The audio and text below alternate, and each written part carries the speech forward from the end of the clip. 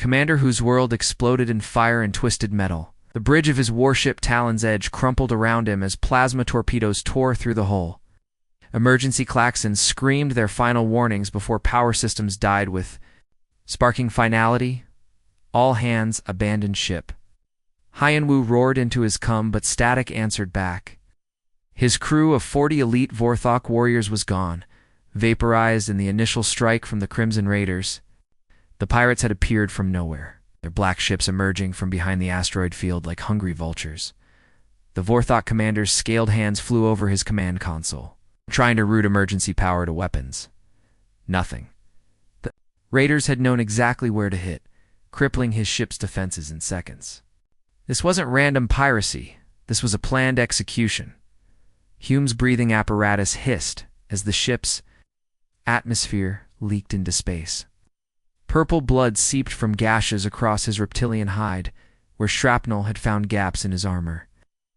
Species had evolved on a high-gravity world where only the strongest survived, gifting him with natural weapons that had made the Vorthok Empire feared across 3 sectors. But even his razor-sharp claws couldn't cut through the vacuum of space. The emergency pod bay doors groaned open just as another explosion rocked the dying vessel. Hyenwu dove into the nearest escape pod as hull sections began peeling away, like flower petals. Through the porthole, he watched his ship, his home for 15 years, collapse into an expanding cloud of debris.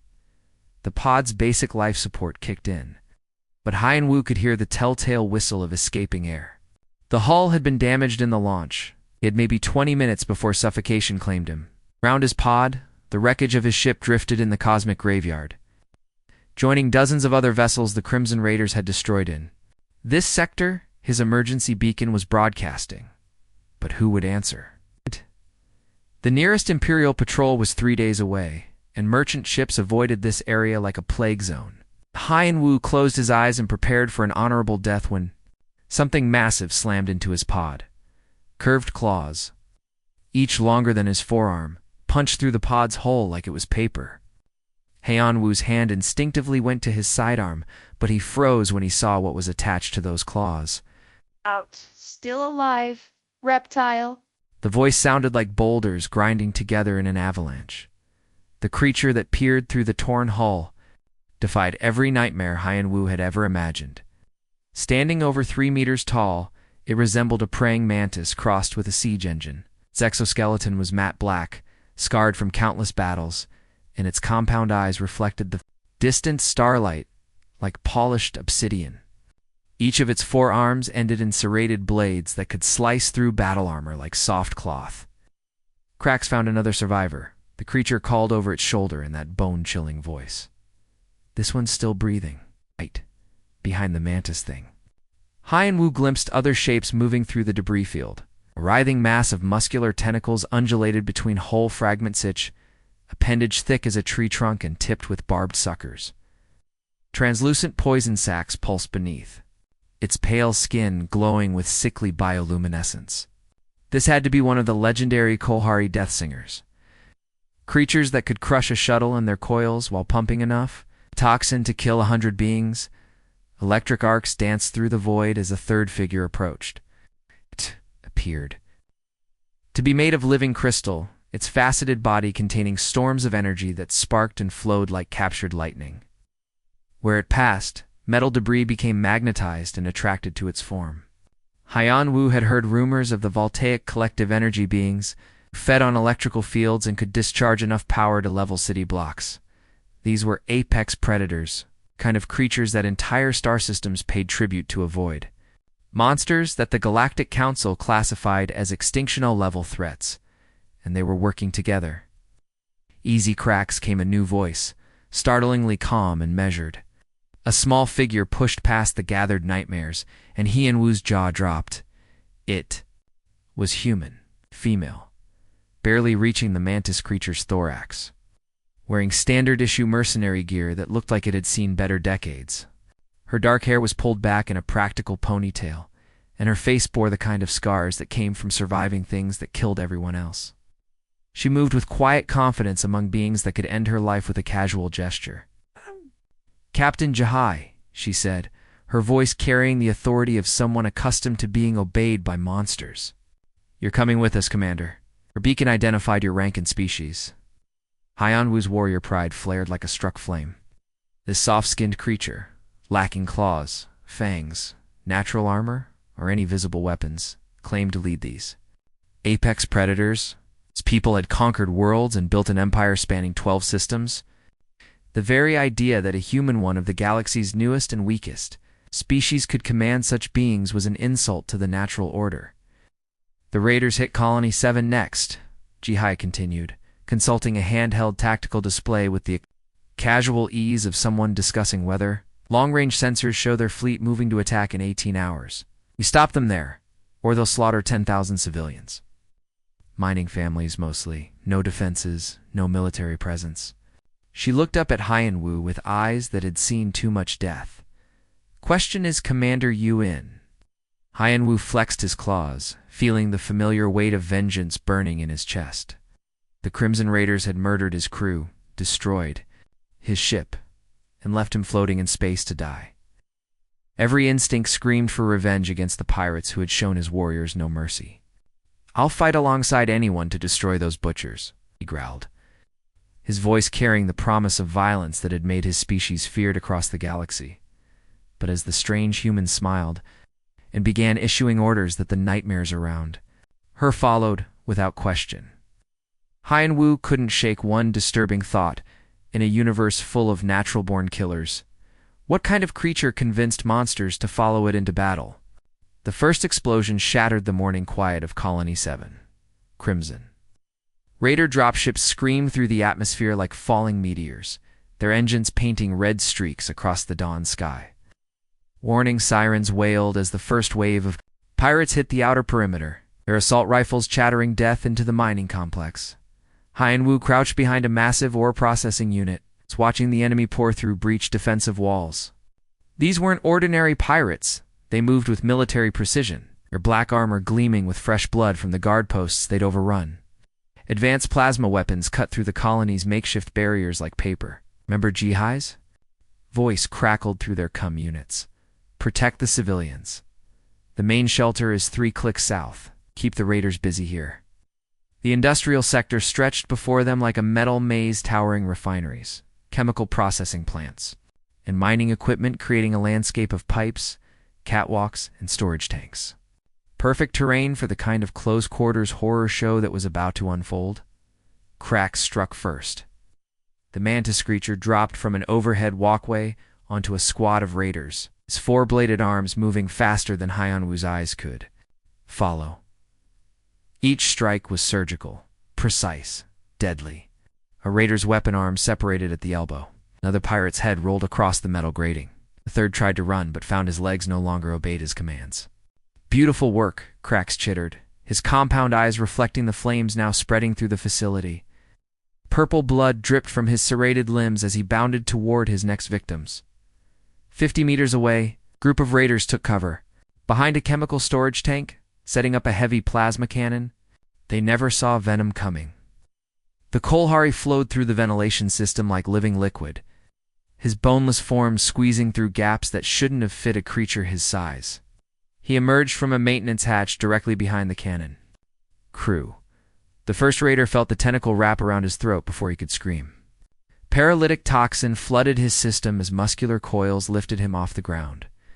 His teammates spun around just in time to see their comrade's skull crack like an egg between Venom's powerful appendages. The creature's poison sacs pulsed with sick satisfaction as he reached for the next victim. Surge's attack was pure spectacle. The crystalline being stood in the center of a raider formation, absorbing their energy weapon fire into his faceted body. The pirate's plasma bolts made him glow brighter, charging him like a living battery. When he reached critical mass, Surge released everything at once. Lightning exploded outward in a perfect sphere. The raider's armor conducted the electricity perfectly, turning each pirate into a smoking statue. The smell of burned flesh and melted metal filled the air as Surge drifted toward his next target, energy crackling between his crystal spines. Hyanwu joined the carnage with savage joy. His razor-sharp claws ripped through raider armor like it was made of cloth. His acidic saliva ate through enemy weapons, turning advanced firearms into useless scrap. When a raider tried to surrender, Hyan Wu's response was swift and final. These pirates had shown his crew no mercy, and they would receive none in return. "This is what real warriors do," he snarled, tearing the throat from another enemy. Purple blood mixed with red as bodies piled around him, but something bothered Hyan Wu as he fought.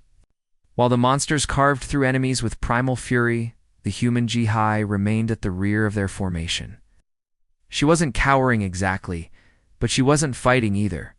Instead, she stood behind cover, speaking constantly into her device and tapping on a handheld computer like she was playing some kind of game. Pathetic Hyan Wu growled as he disemboweled another raider with his claws. The human hides while real warriors spill blood. The battle seemed to be going their way until the raiders adapted. These weren't mindless pirates. They were professionals who learned from their mistakes. Heavy plasma cannons appeared on the upper catwalks, laying down suppressing fire that forced even cracks to seek cover. The mantis creature's natural armor couldn't stop the concentrated firepower. "I'm pinned." Crax's voice carried frustration and something else, actual fear. The apex predator was trapped behind a concrete barrier as plasma bolts chewed chunks from his cover. Venom's situation was worse. The raiders had sealed the ventilation system, trapping the Kolhari in a maintenance tunnel. Cutting torches sparked. As they tried to burn him out, and his tentacles couldn't reach through the narrow opening to strike back, Surge faced his own crisis. The raiders had switched to weapons with rubber mesh grips and insulated armor. His electrical attacks were being grounded harmlessly. Without his main weapon, the crystal being was just a slow-moving target. The tide of battle was turning. More raider reinforcements poured through the breached walls, and the monsters that had seemed unstoppable minutes before were now struggling just to survive. "Jihai." Hyan Wu roared as plasma fire forced him deeper into cover. "Your monsters are failing. Do something." He expected panic, desperation, maybe even the human finally picking up a weapon to join the fight. Instead, Jihai's response was infuriatingly calm. "Phase 2? Everyone. Cracks. Mining charges at coordinates I'm sending to your display. Venom. Chemical storage tanks on level 3, the blue ones with the warning labels. Surge. Power grid junction box 7, right behind that support pillar." Hyan Wu watched in amazement as the monsters immediately obeyed. Cracks bounded toward a pile of mining explosives he'd somehow missed before. Venom began working on something in the sealed tunnel. Surge moved toward an electrical panel that Hyan Wu hadn't even noticed. How had the human known those resources were there? And why? Were the apex predators following orders from someone who hadn't fired a single shot? As explosions began to rock the facility in carefully coordinated sequence, Hyan Wu realized he was about to witness something that would change everything he thought he knew about power, leadership, and what it truly meant to be dangerous in a galaxy full of monsters. The explosion from Crax's mining charges shook the entire facility. Tons of steel and concrete came crashing down in a thunderous avalanche, but instead of destroying their position, the debris formed a perfect ramp. Leading to the upper catwalks where raider snipers had been picking off civilians, Hyan Wu stared in disbelief. That was ... intentional structural weak points, Jihai said without looking up from her scanner. Marked them on the blueprints during our approach. Sometimes the best way forward is to bring the ceiling down. Crack scuttled up the improvised ramp with predatory grace, his bladed limbs finding perfect grip on the twisted metal. The raiders above hadn't expected a 3-meter mantis to suddenly appear at their level. Their screams echoed through the facility as Cracks turned the elevated position into a slaughter zone. But it was Venom's attack that truly amazed Hyan Wu. The Kolhari had mixed chemicals from the storage tanks into something that looked like ordinary fog, but burned like liquid fire. The toxic cloud rolled through the facility's air circulation system, forcing raiders to abandon their fortified positions as their eyes streamed and their throats closed. "How did you know which chemicals to combine?" Hyan Wu asked as they watched. Pirates stumbled blindly from their cover. Industrial accident reports from 12 similar facilities. Ji-Hai replied, her fingers dancing across her handheld device. Turns out mixing coolant fluid with or processing catalysts creates a respiratory irritant that's non-lethal but extremely effective. The Raiders' armor protects them from energy weapons, but they still need to breathe. Surge's contribution was the most spectacular. The crystal being had overloaded Junction Box 7, but instead of causing random power failures, the blackout followed a precise pattern. Sections of the facility went dark in sequence, creating corridors of shadow. That played to the aliens' superior night vision while leaving the human raiders stumbling in darkness. The power grid layout was in the colony's public records, Ji-Hai explained as they advanced through a darkened corridor where Surge's electrical discharges lit up enemy positions like deadly fireworks. Most facilities use the same basic design. Overload the right junction, and you can control exactly which sections lose power. Heian-Wu had fought in hundreds of battles across his military career, but he'd never seen anything like this. Every move the human made turned the environment itself into a weapon. She wasn't just coordinating the monsters, she was orchestrating the entire battlefield. Like some kind of deadly symphony. The Raiders tried to adapt. When their position on Level 3 became untenable, due to Venom's toxic fog, they fell back to a fortified checkpoint near the main reactor. Heavy blast doors sealed the entrance, and automated turrets covered all approaches. It should have been impregnable. Krax tested the defenses first, his natural speed carrying him across the open ground faster than human eyes could track. But even his enhanced reflexes couldn't dodge computer-controlled targeting systems. Bolts forced him back, leaving scorch marks on his exoskeleton. Their armor's been upgraded too, Krax chittered in frustration. My acid can't penetrate the new ceramic plating. Ji-Hai reached into her equipment pack and pulled out a handful of mining charges. Try these instead. Shape charges work better against rigid armor than acid does. Venom tried next, flowing through maintenance shafts to get behind the checkpoint. But the Raiders had learned from the earlier attack. Gas masks protected them from his toxins, and sealed armor prevented his paralyzing venom from finding bare skin. The masks have upgraded filters, Venom reported. His voice carrying the frustration of a predator denied its natural advantages. My toxins are useless. Then don't target them, Ji-Hai said, highlighting something on her scanner. Target their oxygen recyclers. Force them to choose between breathing poisoned air or no air at all. Surge faced similar problems. The Raiders had switched to non-conductive weapons and grounded all their equipment.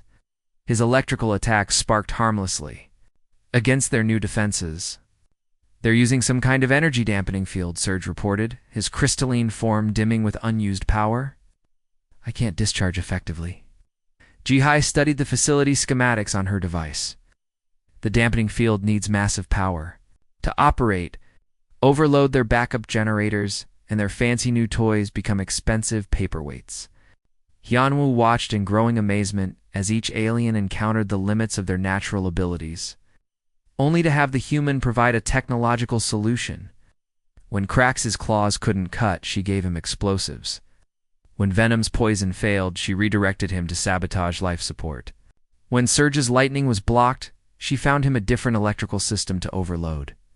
You don't actually fight, do you? Hyunwoo observed, as they regrouped behind a massive ore processor. I solve problems, Ji-Hai replied, her fingers flying over her device as she analyzed new data streams. Fighting is just one tool in the toolkit, usually not even the best one. She gestured toward the sealed checkpoint where the Raiders had barricaded themselves. Krax could eventually cut through those blast doors, but it would take hours and cost us casualties. Venom could find another way in, but they've sealed most of the alternate routes. Surge could overload their power systems, but the dampening field limits his effectiveness. Hyunwoo nodded. So, what's your solution? Ji-Hai smiled, and for the first time since meeting her, Hyunwoo saw something predatory in that expression. Simple. We don't fight their strengths. We turn their preparations against them. She highlighted several points on the facility map. They've sealed themselves in with 3 days of life support, enough ammunition to hold off an army, and enough food and water for a siege. Very professional, very thorough. And they're sitting directly above the main geothermal tap that powers this entire facility. Jihai's smile grew wider. Funny thing about geothermal energy, it's basically controlled volcanic activity. Very controlled. Usually. Hyanwu felt his scales prickle with anticipation. What happens if it becomes less controlled? Well, Jihai said, calling up technical specifications that made Hyanwu's head spin. The safety systems are designed to prevent dangerous pressure buildups. But if someone were to, say, disable those systems while simultaneously increasing thermal input. She looked up at the three monsters who were listening with the focused attention of apex predators, sensing wounded prey. Let's go teach these raiders why you never trap yourself in a room that someone else controls the temperature for. As they moved toward the geothermal access points, Hyanwu finally understood what he was witnessing. The monsters were evolved. Killers, each perfect within their specialization. But the human was something else entirely, a creature that didn't accept the limitations of evolution, physics, or even common sense. When faced with an impossible problem, she simply created new possibilities in a galaxy full of natural weapons. The most dangerous creature was the one that turned everything else into a weapon. The ground shook like an earthquake as the massive transport ship descended through Colony 7's atmosphere. Hyanwu looked up from the smoldering checkpoint they'd just cleared to see a vessel the size of a city block hovering overhead. Crimson Raider markings covered its hull and weapon. Ports glowed with charging energy. Reinforcements, Cracks hissed, his compound eyes reflecting the ship's ominous red glow. We've killed too many of them. They're bringing everything they have. The transport's belly opened with a mechanical groan that echoed across the entire colony. But instead of dropships or more pirates, something else emerged. It fell toward the ground with deliberate slowness. Massive repulsor engines, controlling its descent. Hyanwu's blood turned to ice as he got his first clear look at the thing. It was the size of a shuttle, but shaped like a nightmare fusion of predator and machine. Meter-thick armor plates covered its body like overlapping shields, each one scarred and pitted from countless battles. Its head was a horror of biological engineering organic skull fused with mechanical targeting systems. With twin plasma cannons grafted directly into its brain case, "Devour a beast," Venom whispered, his tentacles recoiling instinctively. Heard stories. The raiders used them to crack fortified positions that conventional weapons can't touch. The creature's roar shattered every window in a 3-block radius. The sound was part animal rage, part mechanical scream, and entirely terrifying. Steam rose from its nostrils as internal fusion reactors powered up, and its eyes glowed with the same malevolent red as the plasma cannons growing from its skull. Bioengineered war machine Surge's crystalline form flickered with nervous energy. They take apex predators and enhance them with military-grade technology. This one's been modified for siege warfare? The Devourer beast landed with an impact that cracked the concrete foundation of the entire industrial complex.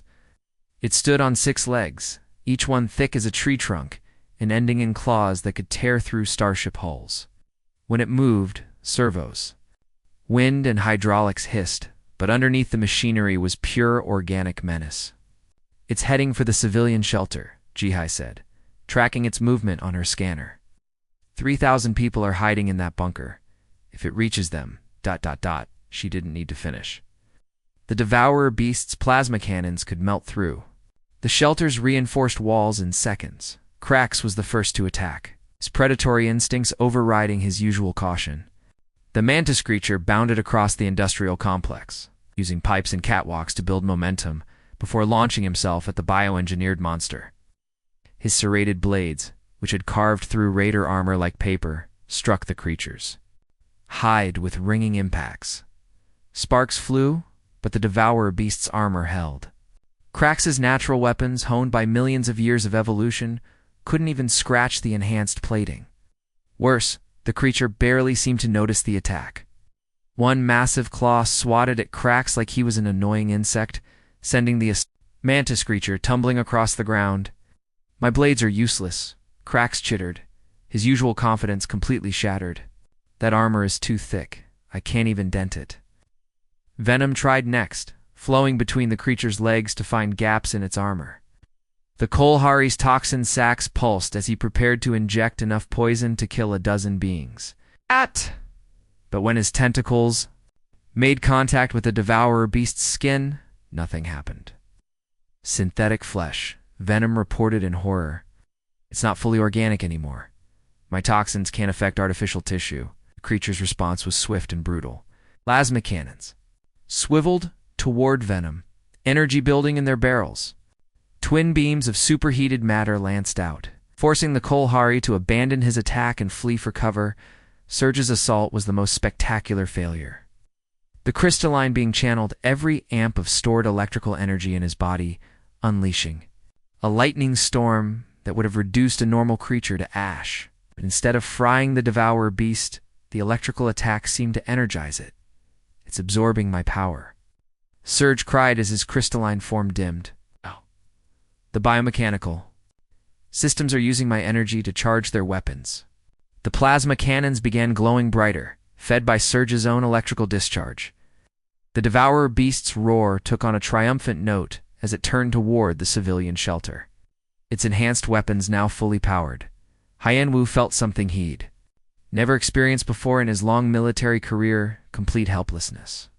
His razor claws, his acidic bite, his warrior's training, none of it mattered against this engineered nightmare. The three apex predators who had torn through raider forces like they were made of paper were now helpless against a single enemy. Dead Krax chittered, his voice carrying the despair of a predator who'd finally met something he couldn't kill. All of us. The colonists, the monsters, everyone. Thing is unstoppable. The devourer beast took another step toward the shelter, its plasma cannons charging for the killing blow. Hyenwu could see the glow of the energy building, could imagine the 3,000 civilians huddled inside, unaware that death was walking toward them on 6 mechanical legs. No, came a calm voice that cut through the despair like a blade. We're not. Jihai stood in the rubble of the destroyed checkpoint, completely unperturbed by the approaching doom. In her hands was a device Hyenwu had never seen before, a chaotic assembly of mining equipment. Communication arrays and medical scanners all jury-rigged together with cables and circuit boards. What is that? Hyenwu demanded. Biofrequency. Disruptor, Jihai replied, her fingers flying over the device's improvised controls. It's been building it since the transport ship appeared. I've been analyzing the creature's biosignature for the past 10 minutes, mapping its neural pathways and genetic modifications. The devourer beast's plasma cannons reached full charge, energy crackling between the barrels. The civilian shelter's reinforced walls wouldn't last 3 seconds against that kind of firepower. Genetically modified creatures have a fundamental weakness, Jihai continued, her voice steady despite the approaching catastrophe. Their enhanced aggression, their improved reflexes, their boosted strength, it's all controlled by modified neural chemistry. And every biological system has a frequency that can disrupt it. She activated the device. A sound below human hearing filled the air. A subsonic pulse that made Hyenwu's teeth ache and his scales ripple with sympathetic vibrations. The effect on the devourer beast was immediate and dramatic. Its confident stride became an uncertain stumble. The plasma cannons, moments away from firing, began to droop as targeting systems lost their lock. The creature's triumphant roar became a confused whimper as its enhanced brain chemistry was thrown into chaos. Now, Jihai said, her voice taking on a tone of command that made apex predators obey without question. While it's disoriented, triggered something on her scanner, and across the colony, emergency systems activated in perfect coordination. Industrial cranes swung massive or containers into position. Mining lasers designed to cut through solid rock swiveled toward the staggering creature. Processing equipment that could crush asteroids into powder began to move with mechanical precision. The devourer beast, confused and stumbling, walked directly into the trap, or containers, each weighing hundreds of tons, fell from crane arms. With devastating accuracy, mining lasers cut through armor that had shrugged off every natural weapon. Processing equipment caught the creature in mechanical jaws that could crush starship hulls. the bioengineered nightmare that had seemed unstoppable moments. Before it was systematically dismantled by the colony's own infrastructure, turned into a weapon by a human who refused to accept that any problem was unsolvable. As the dust settled, and the creature's death throes finally stilled, Haiyan-Wu stared at the small human who had just orchestrated the impossible. She was already putting away her improvised device, checking her scanner for the next threat, completely calm despite having just saved 3,000 lives. How was all he could manage. Every system has weaknesses, Jihai replied simply. The trick is finding them before they find yours. The smoke was still rising from the destroyed Devourer beast when the rescue shuttles arrived. Colony 7's medical teams rushed through the industrial complex, treating wounded civilians and searching for survivors trapped in the rubble. The air smelled of burned metal and discharged plasma. But underneath it all was the sweet scent of victory. Haiyan-Wu found himself sitting on a pile of twisted metal that had once been a raider dropship, watching the sunrise paint the colonies. Damaged buildings in shades of gold and orange. His scaled hide bore fresh scars from the battle, and purple blood had dried on his claws. But he felt something he hadn't experienced in years, genuine peace. Hell of a fight, Jihai said, settling down beside him. The small human looked tired, but satisfied. Her improvised biofrequency disruptor still in her hands as she ran diagnostic checks on its components. Around them, the other members of their unlikely team were recovering in their own ways. Cracks stood motionless in the shadow of a processing plant, his compound eyes reflecting the morning light as he cleaned purple blood from his serrated limbs. The mantis creature's usual aggressive posture had been replaced by something that almost looked like contemplation.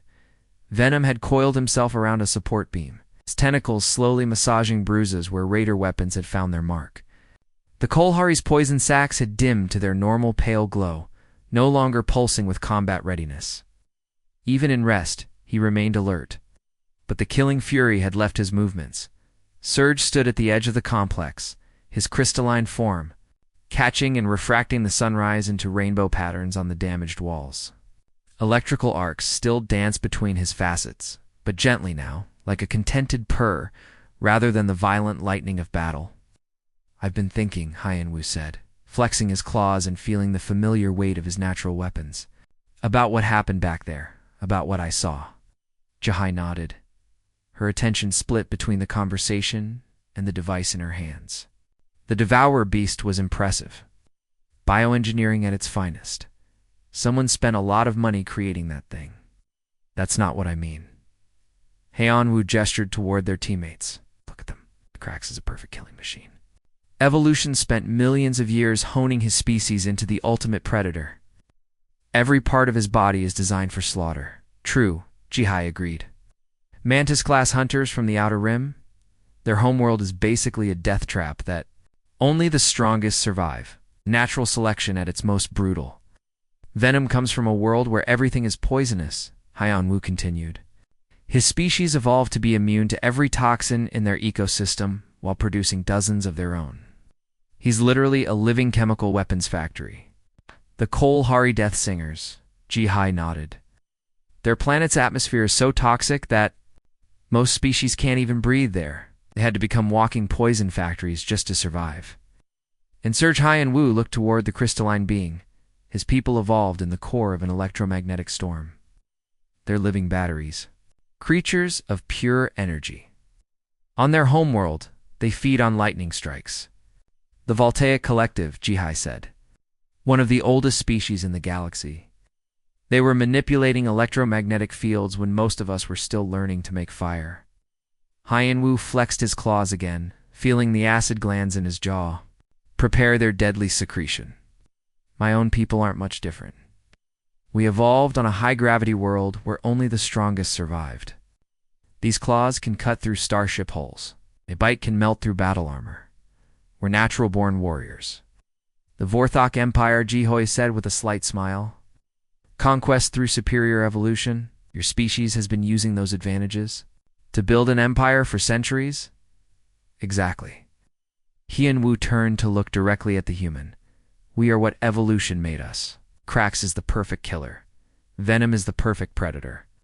Surge is living lightning. My people are the ultimate warriors. But you. He paused, struggling to find words for what he'd witnessed. You have no natural weapons, no armor, no enhanced senses, no special abilities.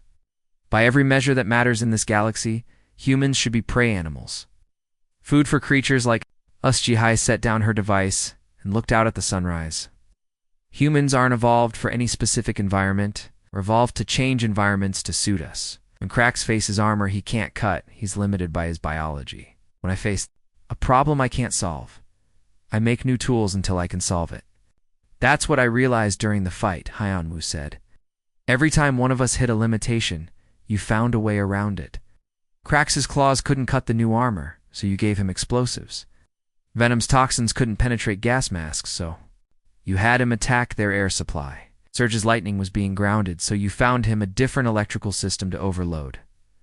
Tools, Jihai said simply. Every problem has a solution if you have the right tools. If the right tools don't exist, you make them. She picked up the biofrequency disruptor, its improvised components gleaming in the morning light. This thing didn't exist 12 hours ago. I'd built it from mining equipment, communication gear, and medical scanners because I needed something that could disrupt genetically modified neurochemistry. The galaxy's most advanced bioengineers spent years creating that devourer beast, and I countered it with spare parts and 15 minutes of assembly time.